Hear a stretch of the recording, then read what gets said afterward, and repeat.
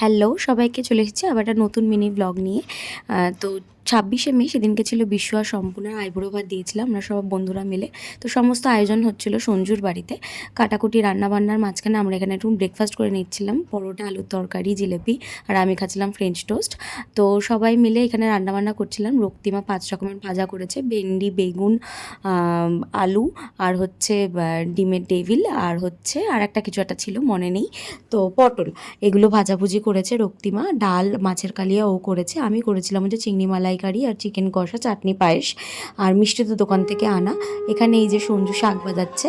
বিশ্ব সম্পূর্ণও চলে এসেছিলো। তো সেদিনকে বৃষ্টিও হচ্ছিলো, কি একটা ঝড় আসার কথা ছিল, সেটা হয়নি। ওরা খেতে বসে গেছিলো, ওদেরকে গিফট দেওয়া হলো। আর এই যে ওরা খেয়ে বলেছে নাকি রান্নাবান্না খুব ভালো হয়েছে। তো আর এই হচ্ছে ওদের গিফট, শাড়ি আর পাঞ্জাবি, দুজনকে চেষ্টা করছিলাম একই কম্বিনেশনে, কালার কম্বিনেশনে দেওয়ার। তারপরে সবাই মিলে খাওয়া দাওয়া করে চলে গেছিলাম হচ্ছে এই যে আমাদের বাড়ির ছাদে। আমাদের বাড়ির ছাদে গিয়ে সবাই মিলে আড্ডা মারছিলাম, বিশাল হাওয়া দিচ্ছিল, ওই যে বললাম কি ঝড় আসার কথা ছিল।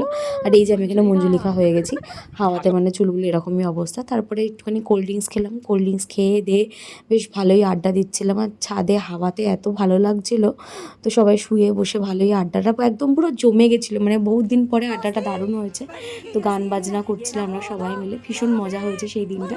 তো এই ব্লগটা কেমন লাগলো সবাই জানিও। এরপরে আসবো বিয়ের ব্লগ, ততক্ষণের জন্য টাটা, সবাই ভালো থেকো।